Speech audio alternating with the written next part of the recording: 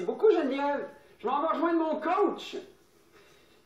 Manon Blondin, bienvenue à Libre Service. Alors, Manon, c'est un coach. Elle œuvre depuis près de 20 ans dans le domaine de la gestion, du changement, par l'intermédiaire du coaching, de la formation, de la communication.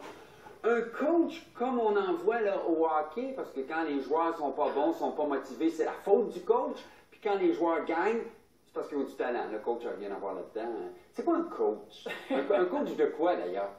Oh, il y a plusieurs disciplines. Puis c'est vrai qu'initialement, l'appellation vient du modèle sportif, parce qu'un coach est vrai à peu près ce que tu as dit, Ouais. mais en même temps, c'est là pour encourager, donner du feedback, puis donner des pistes d'amélioration. C'est pas juste la tape dans le dos, c'est aussi des conseils, des trucs qu'on veut que notre coach nous donne. Et là, on parle d'un coach de vie ou on parle d'un coach dans une situation particulière? Pourquoi j'irais voir un coach? C'est une très bonne question. En fait, c'est trois bonnes questions. D'une part, un coach, c'est là pour accompagner. Ça fait un processus qui est structuré, créatif, pour que la personne trouve elle-même ses solutions et puisse aussi atteindre son objectif.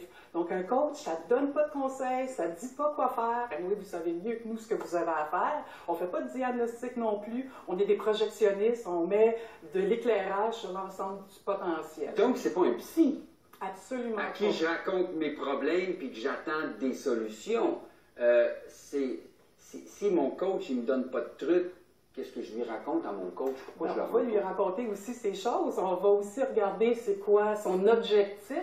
Et un coach est là pour poser des questions, pour que la personne puisse prendre conscience, puisse mettre en lumière elle-même ce qui se passe pour elle. Ça va y mettre aussi des mises en situation, ça va l'aider à trouver des pistes de solutions, justement pour qu'elle se mette en action. Fait que le coach, c'est de l'action, c'est de la réflexion, c'est du recul pour mieux faire. Avant de parler du coaching, le coach, il vient d'où? Cette personne-là, elle a eu quoi comme formation? Qu'est-ce qui fait qu'une personne dit hey, « moi, je serais un bon coach » ou « je peux être un bon coach ». Oh, c'est plusieurs belles qualités à acquérir, notamment l'écoute, notamment la communication, c'est certain, être empathique, mais ça prend une formation. On ne s'improvise pas de coach.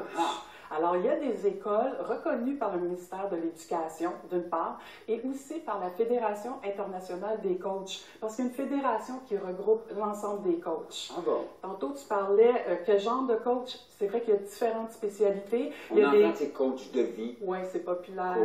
Je sais pas, mais de vie, quand on veut regarder des dynamiques, parce qu'on ne va pas voir un coach juste parce qu'on a un problème, on va le voir aussi parce qu'on veut faire autrement. Fait que si on veut le faire autrement dans sa vie personnelle, c'est un coach de vie. Si on veut le regarder dans un cadre d'affaires, si on veut regarder comment mieux faire dans sa job, dans son travail. Ça pourrait être ça, ça pour le volet professionnel. Exactement. Ça peut être pour le volet privé. Familial aussi. Un coach familial. Moi, dans la vie privée, ça va bien. À la job, ça va bien. Familial, j'ai besoin de trucs où fait que oui, l'école, c'est vrai, on a des spécialités en tant que coach. On n'est pas bon dans tout, on a des spécialités. Il y a même des coachs de carrière. Si jamais ça ne te tente plus d'être animateur, tu te dis, je veux faire d'autres choses. Ben, tu pourrais, mais cette formation-là, Manon, dure combien de temps? Ça dépend des écoles. Donc, c'est pas standard. Il y a différentes écoles, différentes formules, différents modèles, donc ça peut varier. Parlons du coaching. À quel rythme se voit-on? Combien ça coûte? Combien de temps ça dure? Bien, ça varie ça aussi, c'est très large. Un coaching, c'est très rapide. Donc, en 2 rencontres, ça peut être vite fait, bien fait. OK, tu ne vas pas me suivre pendant 2 ans? Je pourrais contrairement à mon psy. Je pourrais aussi. La première rencontre, on fixe l'objectif. Toutes les autres rencontres qui suivent sont là pour justement se donner des outils, pratiquer des choses, puis atteindre le fameux objectif. Alors, il y en a il y en a qui, voilà, en 2 rencontres, sont capables facilement de tout déconcrétiser. Il y en a d'autres, ça va prendre un peu plus de temps. Ça dépend à quelle manière on s'implique dans la démarche, jusqu'où on a envie de s'impliquer aussi avec son coach, puis dépendamment de l'objectif à atteindre. Donc, ça peut aller de 2 rencontres à jusqu'à 2 ans. Mais normalement, ça va assez rapidement. Comment je m'y prends pour choisir mon coach et où est-ce que je le trouve? C'est des bonnes questions, ça aussi. D'abord, il y a une question de connivence, de complicité. Ça me tente-tu de me confier à cette personne-là? Parce qu'un coach, c'est pas juste une petite jasette sur le coin d'une table. Ça va brasser, ça va vous sortir un peu de votre zone de confort. Donc, j'ai-tu envie de me confier? Est-ce que cette personne-là que je choisis comme coach a de l'expertise dans le champ que je veux explorer? Oui. Et est-ce qu'elle a aussi une formation en bonne et due forme dans le champ? Je peux vérifier ça? Oui, on peut le vérifier, notamment par la Fédération internationale des coachs. C'est c'est un endroit où on s'inscrit. Donc là, vous êtes sûr que la personne qui est là a fait sa formation, Oui. vous allez voir sa spécialité, vous allez voir aussi un peu, puis je vais vous suggérer d'en voir 2, 3 avant d'en choisir Oui. un. Ouais. Et on voit cette personne-là comment? On va prendre un café, on jase, puis je fais « Hey, je l'aime bien, cette personne-là, elle est sympathique. » Ou « Ah, mon Dieu, j'aime pas ça, j'ai un mauvais feeling. » Tu sais, des fois, là, c'est juste prendre un café, tu le sais. C'est correct, mais on fera ça dans un cadre plus formel. On va aller ou dans son bureau ou la personne va aller à votre bureau, dépendamment quel type de coaching vous faites. Mais c'est correct que ça ne marche pas.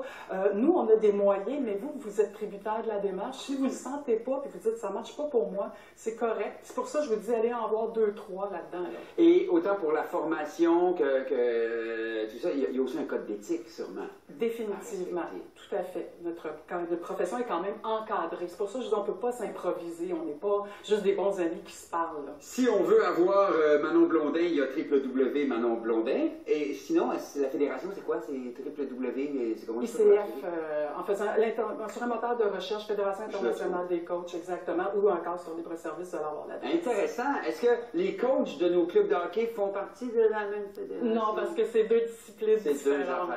Ça reste dans l'action. On fait la différence par l'action, mais c'est 2 disciplines différentes. Merci Manon. Gros plaisir. J'en sais beaucoup plus.